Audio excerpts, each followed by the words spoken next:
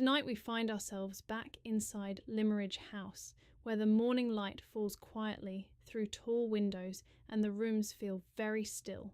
There is a letter to be written, a walk to be taken, and a dairy cool and clean smelling in the back of the house where a young woman sings softly at her work. The world outside carries on as it always does. Rest now and listen gently.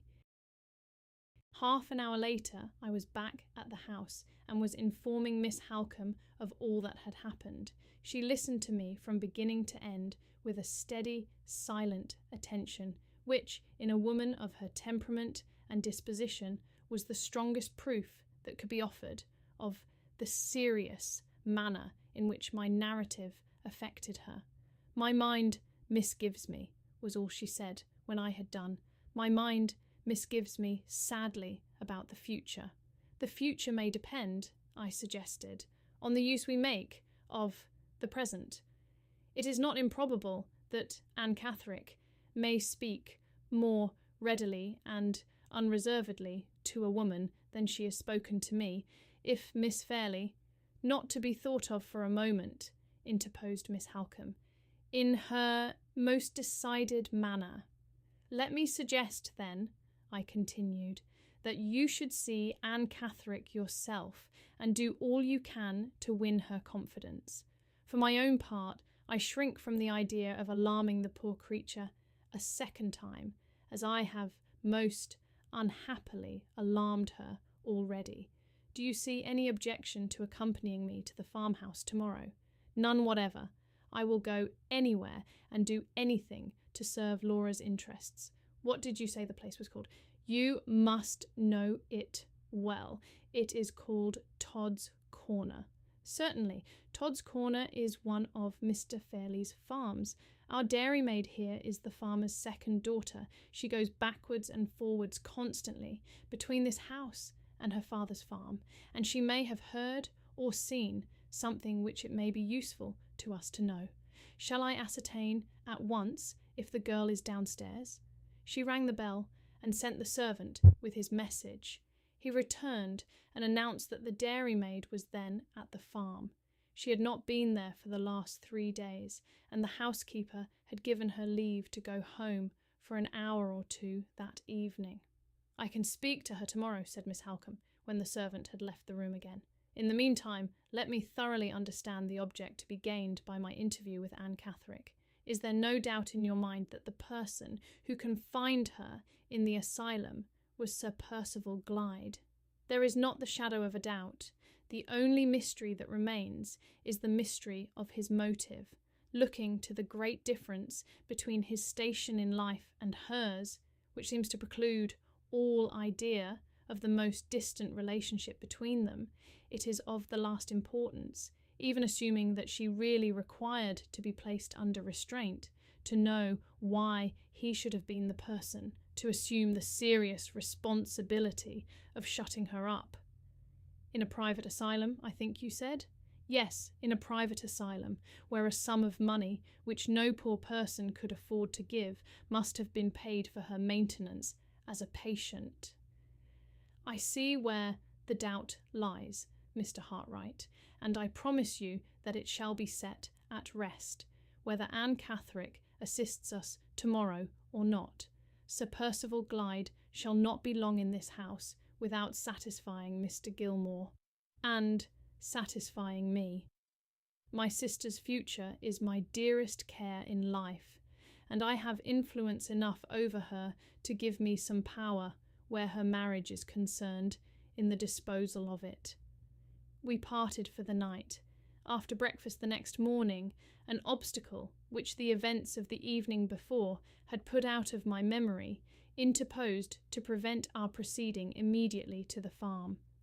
This was my last day at Limmeridge House, and it was necessary, as soon as the post came in, to follow Miss Halcombe's advice and to ask Mr. Fairley's permission to shorten my engagement by a month in consideration of an unforeseen necessity for my return to London.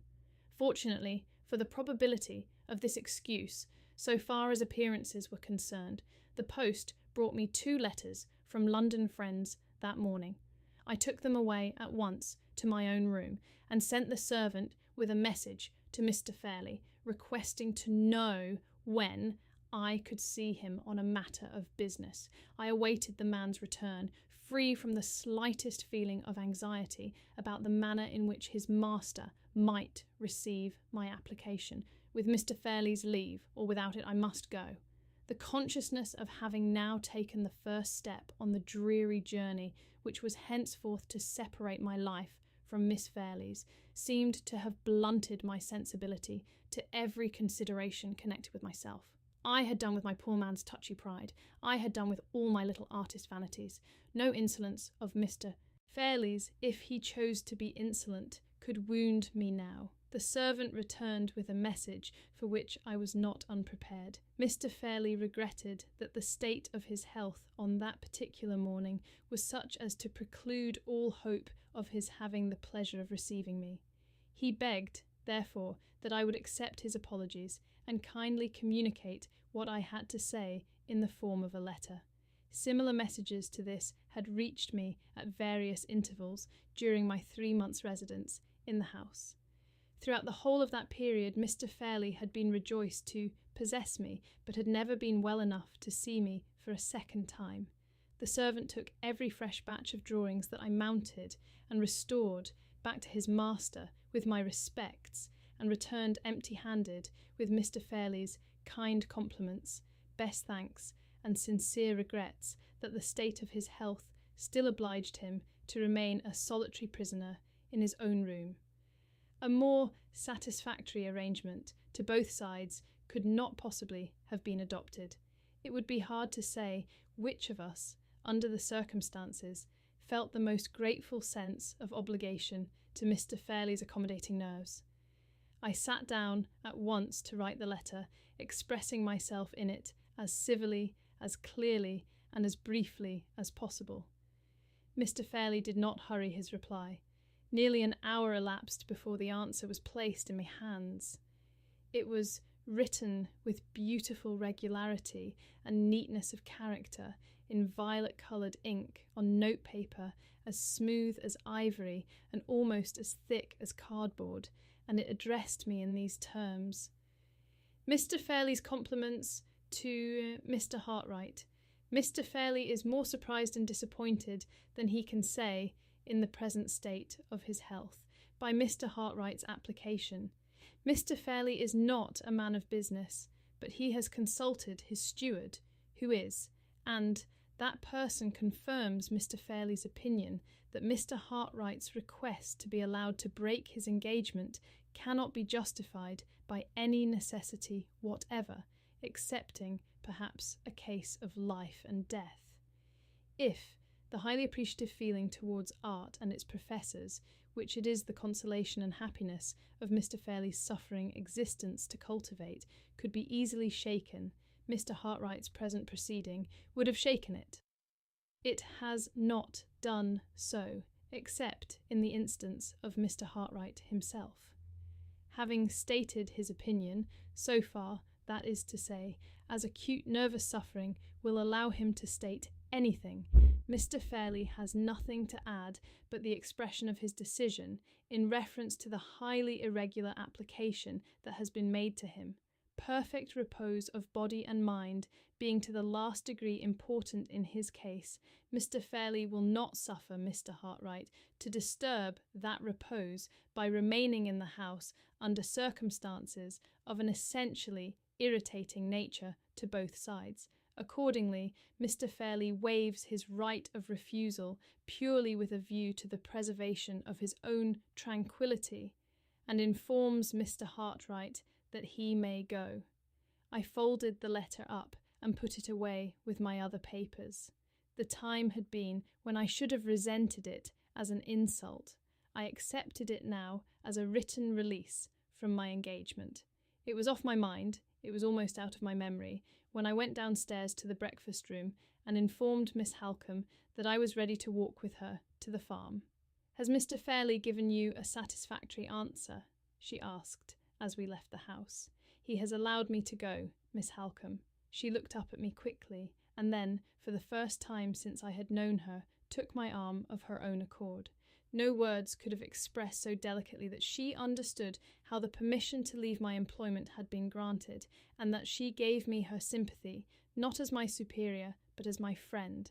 I had not felt the man's insolent letter, but I felt deeply the woman's atoning kindness. On our way to the farm, we arranged that Miss Halcombe was to enter the house alone, and that I was to wait outside, within call. We adopted this mode of proceeding from an apprehension that my presence, after what had happened in the churchyard the evening before, might have the effect of renewing Anne Catherick's nervous dread, and of rendering her additionally distrustful of the advances of a lady who was a stranger to her. Miss Halcombe left me with the intention of speaking, in the first instance, to the farmer's wife, of whose friendly readiness to help her in any way she was well assured, while I waited for her in the near neighbourhood of the house. I had fully expected to be left alone for some time.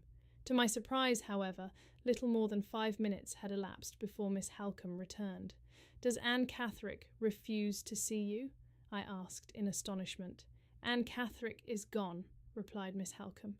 "Gone?" "Gone with Mrs. Clements. They both left the farm at 8 o'clock this morning." I could say nothing. I could only feel that our last chance of discovery had gone with them.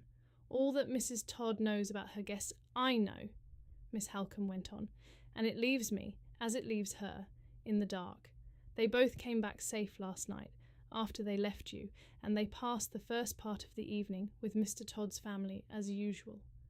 Just before supper time, however, Anne Catherick startled them all by being suddenly seized with faintness.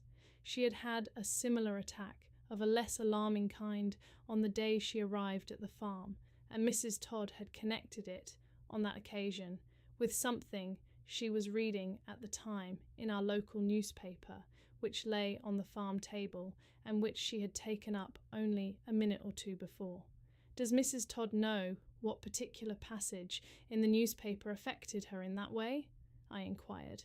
"No," replied Miss Halcombe. "She had looked it over, and had seen nothing in it to agitate anyone. I asked leave, however, to look it over in my turn, and at the very first page I opened I found that the editor had enriched his small stock of news by drawing upon our family affairs, and had published my sister's marriage engagement among his other announcements, copied from the London papers, of marriages in high life. I concluded at once that this was the paragraph which had so strangely affected Anne Catherick, and I thought I saw in it also the origin of the letter which she sent to our house the next day. There can be no doubt in either case, but what did you hear about her second attack of faintness yesterday evening?" "Nothing. The cause of it is a complete mystery. There was no stranger in the room. The only visitor was our dairymaid, who, as I told you, is one of Mr. Todd's daughters, and the only conversation was the usual gossip about local affairs. They heard her cry out, and saw her turn deadly pale without the slightest apparent reason. Mrs. Todd and Mrs. Clements took her upstairs, and Mrs. Clements remained with her. They were heard talking together until long after the usual bedtime, and early this morning Mrs. Clements took Mrs. Todd aside and amazed her beyond all power of expression by saying that they must go. The only explanation Mrs. Todd could extract from her guest was that something had happened, which was not the fault of anyone at the farmhouse, but which was serious enough to make Anne Catherick resolve to leave Limmeridge immediately. It was quite useless to press Mrs. Clements to be more explicit. She only shook her head, and said that, for Anne's sake, she must beg and pray that no one would question her. All she could repeat, with every appearance of being seriously agitated herself, was that Anne must go, that she must go with her, and that the destination to which they might both betake themselves must be kept a secret from everybody. I spare you the recital of Mrs. Todd's hospitable remonstrances and refusals.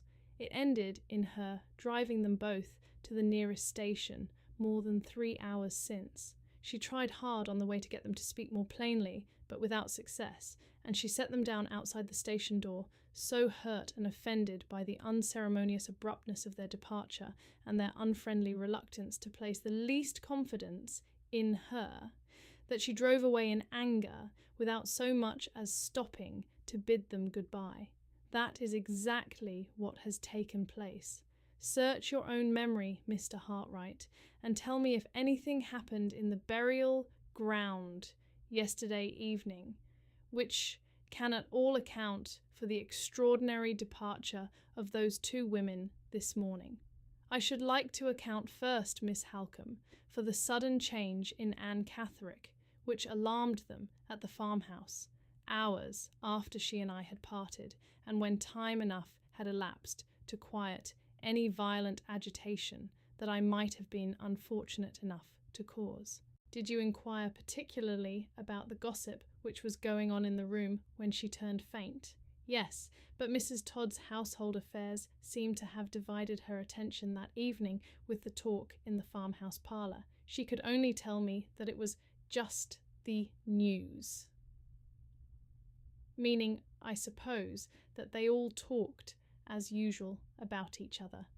The dairymaid's memory may be better than her mother's, I said. It may be as well for you to speak to the girl, Miss Halcombe, as soon as we get back. My suggestion was acted on the moment we returned to the house. Miss Halcombe led me round to the servants' offices, and we found the girl in the dairy, with her sleeves tucked up to her shoulders, cleaning a large milk pan and singing blithely over her work. I have brought this gentleman to see your dairy, Hannah, said Miss Halcombe. It is one of the sights of the house, and it always does you credit. The girl blushed and curtsied and said shyly that she hoped she always did her best to keep things neat and clean. We have just come from your father's, Miss Halcombe continued. You were there yesterday evening, I hear, and you found visitors at the house. Yes, miss. One of them was taken faint and ill, I am told. I suppose nothing was said or done to frighten her. You were not talking of anything very terrible, were you? Oh, no, miss, said the girl, laughing. We were only talking of the news. Your sisters told you the news at Todd's Corner, I suppose? Yes, miss. And you told them the news at Limmeridge House? Yes, miss, and I'm quite sure nothing was said to frighten the poor thing, for I was talking when she was taken ill. It gave me quite a turn, miss, to see it, never having been taken faint myself. Before any more questions could be put to her, she was called away to receive a basket of eggs at the dairy door. As she left us, I whispered to Miss Halcombe, ask her if she happened to mention last night that visitors were expected at Limmeridge House. Miss Halcombe showed me by a look that she understood, and put the question as soon as the dairymaid returned to us. Oh yes, miss, I mentioned that, said the girl simply. The company coming and the accident to the brindled cow was all the news I had to take to the farm. Did you mention names? Did you tell them that Sir Percival Glyde was expected on Monday? Yes, miss. I told them Sir Percival Glyde was coming. I hope there was no harm in it. I hope I didn't do wrong. Oh no, no harm. Come, Mr. Hartright. Hannah will begin to think us in the way if we interrupt her any longer over her work. We stopped and looked at one another the moment we were alone again. Is there any doubt in your mind now, Miss Halcombe? Sir Percival Glyde shall remove that doubt, Mr. Hartright, or Laura Fairley shall never be his wife. Thank you for letting me read to you tonight. If my voice helped you relax or drift off, I'd be so grateful if you pressed the subscribe button and turned on the notification bell. It really helps me continue creating these bedtime stories for you. Sweet dreams. I'll see you in the next chapter.